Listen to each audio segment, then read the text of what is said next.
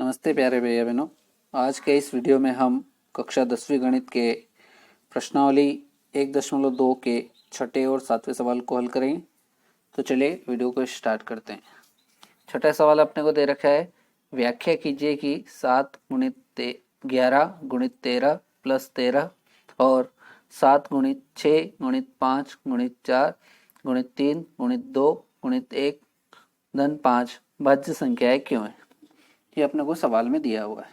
अपने को ये बताना है कि ये दोनों संख्याएं भाज्य संख्याएं क्यों है। तो यहाँ पहली संख्या ये है पूरी 7 गुणित 11 गुणित 13 धन 13, ये पहली संख्या है। और दूसरी संख्या ये दे रखी है अपने को 7 गुणित 6 गुणित 5 गुणित 4 गुणित 3 गुणित 2 गुणित 1 धन 5, ये दूसरी संख्या है। तो चलिए इसको हल करते हैं। सबसे पहले अपन लिख देंगे पहली संख्या।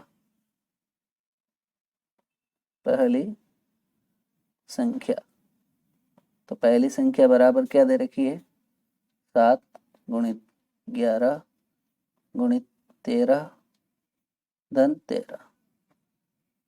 तो इसमें से कुछ कॉमन निकल सकता है, तो इस वाले पद में गुणा वाले यहाँ तक में 13 कॉमन निकल सकता है और यहाँ पर भी 13 है, तो ये 13 कॉमन निकल जाएगा। तो ये बचेगा अंदर 7 गुणित 11 और यहाँ से 13 निकल गया और यहाँ प्लस यहाँ से 13 कॉमन निकल गया, तो यहाँ 1 बचा।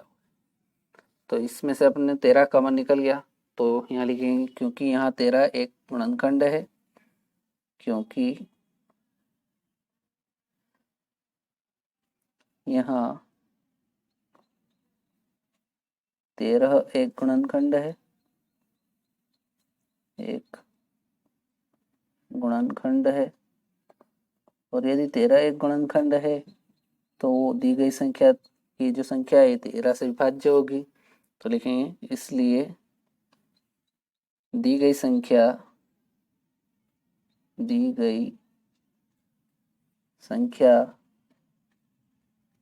क्या होगी, 13 से विभाजित होगी या फिर 13 से भाज्य है, 13 से भाज्य है। तो पहली संख्या तो हो गई अपने के 13 से भाज्य है, मतलब भाज्य संख्या है ये। अब दूसरी संख्या, तो लिखेंगे दूसरी संख्या बराबर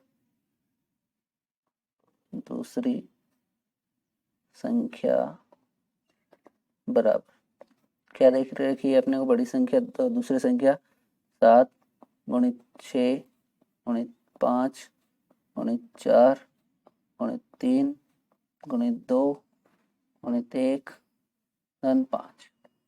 अब इसमें से कॉमन निकल सकता है, इस वाले यहाँ तक में से 5 कॉमन निकालेंगे और 5 इधर भी है, तो ये 5 कॉमन निकाल देंगे तो अंदर क्या बचेगा, 7 गुणित 6 गुणित 5 निकाल चुके हैं तो 5 नहीं आएगा, 4 गुणित 3 गुणित 2 गुणित 1, इसमें से 5 पूरा निकल गया, प्लस 5 यहाँ था, 5 निकल गया तो 1 बचा, तो ये 5 निकल गया।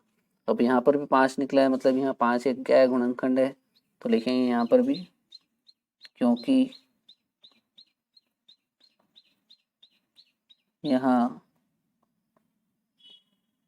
5 एक गुणनखंड है, 5 एक गुणनखंड है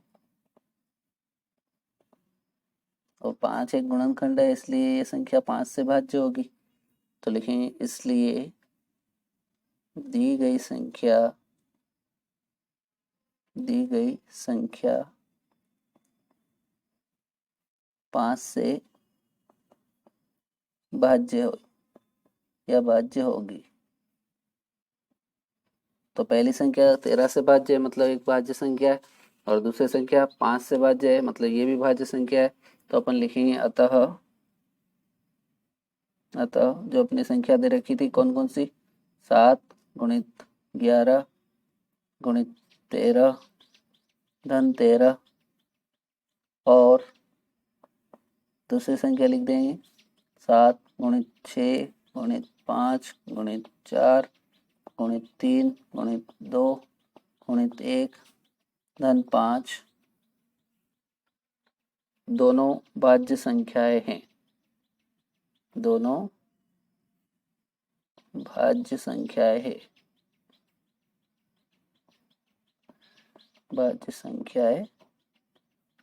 हैं। तो इस प्रकार से अपन ये बता देंगे कि दोनों भाज्य संख्या है। तो सवाल में अपनों से यही पूछा था कि दोनों भाज्य संख्या है, तो अपने बता दिए कि ये दोनों क्या है, भाज्य संख्या है। तो इस प्रकार से ये अपना छठा सवाल पूरा होता है। चलिए बढ़ते हैं अगले सवाल, सातवें सवाल की तरफ। और ये प्रश्नावली 1.2 का सातवां सवाल, आखिरी सवाल है। चलिए देखते हैं सातवां सवाल क्या है। किसी खेल के मैदान के चारों ओर एक वृत्ताकार पथ है, मतलब उस मैदान के चारों ओर एक वृत्ताकार पथ है। इस मैदान का एक चक्कर लगाने में सोनिया को 18 मिनट लगते हैं। मतलब उस वृत्ताकार चक्कर में सोनिया जब चक्कर लगाती है तो उसको 18 मिनट का समय लगता है, जबकि इसी मैदान का एक चक्कर लगाने में रवि को 12 मिनट का समय लगता है। इसको 18 मिनट लग रहे हैं और रवि इसको 12 मिनट में पूरा कर लेता है। तो ये कह रहा है कि मान लीजिए वे दोनों एक ही स्थान और एक ही समय पर चलना प्रारंभ करके एक ही दिशा में चलते हैं, कितने समय बाद वे पुनः प्रारंभिक स्थान पर मिलेंगे। एक ही दिशा में चलते तो पुनः वापस वो प्रारंभिक स्थान जहाँ से वो दौड़ना शुरू कर रहे हैं वापस उस स्थान पर कितने समय के बाद मिलेंगे, ये अपने को बताना है। तो सोनिया का समय कितना है 18 और रवि का समय कितना है 12। इन दोनों का अपन एलसीएम ज्ञात कर लेंगे, तो उससे जो समय आएगा वो दोनों के पुनः वापस मिलने का समय मिल जाएगा। तो चलिए पहले है इसको, सोनिया को जो समय लग रहा है 18, तो 18 के अभाज्य गुणनखंड करेंगे तो ये क्या हो जाएंगे 2 गुणित 3 गुणित 3, 2 तिया 6, 6 तिया 18। अगला गुणनखंड करना है 12 का, तो 2 गुणित 2, 2 दूनी 4, 4 तिया 12, ये इसके गुणनखंड होगा। अब यहाँ इसको अपन और व्यवस्थित लिख लेंगे क्योंकि 3 2 बार आया है, तो 2 गुणित 3 की घात 2, और यहाँ 2 2 बार आया है तो 2 की घात 2 गुणित 3, इस प्रकार से लिख लेंगे। अब इन दोनों का अपन एलसीएम निकाल देंगे, तो यहाँ लिखेंगे 18 और 12 का एलसीएम बराबर। एलसीएम निकालेंगे तो यहाँ 2 की घात 1 है और यहाँ 2 की घात 2 है, तो एलसीएम में बड़ी घात को लेते हैं, तो ये 2 की घात 2 को लेंगे गुणित, यहाँ 3 की घात 2 है और यहाँ 3 की घात 1 है, तो एलसीएम निकालते समय जो गुणनखंड रहते हैं उसकी बड़ी घात को लेते हैं, तो ये 3 की घात 2, इसको सरल कर लेंगे तो 2 का स्क्वायर मतलब कितना होगा 2 गुणित 2 4, और गुणित 3 का स्क्वायर 3 तिया 9, तो इसका आपस में गुणा करेंगे 9 चौक 36। तो सोनिया और रवि वापस पुनः प्रारंभिक स्थान पर 36 मिनट बाद मिलेंगे। तो अपन लिखेंगे अतः सोनिया और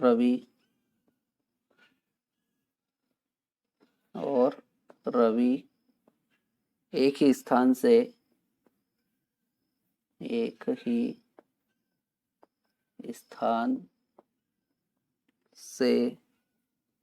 चलने के बाद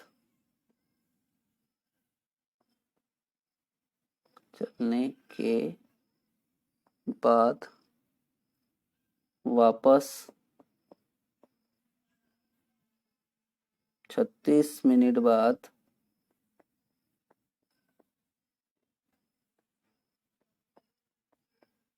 वे पुनः प्रारंभिक स्थान पर मिलेंगे। प्रारंभिक स्थान मतलब जहां से उन्होंने चलना प्रारंभ किया था, प्रारंभिक स्थान पर मिलेंगे। तो इस प्रकार से अपन इसको हल कर लें। बहुत ही सरल सवाल है, कुछ भी नहीं करना है, जो दो समय दे रखे हैं उन दोनों का अपन एलसीएम ज्ञात कर लेंगे और जो आएगा वही अपना वापस मिलने का समय हो जाएगा। तो इस प्रकार से ये अपनी प्रश्नावली 1.2 पूरी हुई। उम्मीद करता हूँ कि इसके सारे सवाल आपको अच्छे से समझ में आ गए होंगे। तो आज के वीडियो में इतना ही, मिलते हैं अगले वीडियो में प्रश्नावली 1.3 के साथ। जय हिंद जय भारत।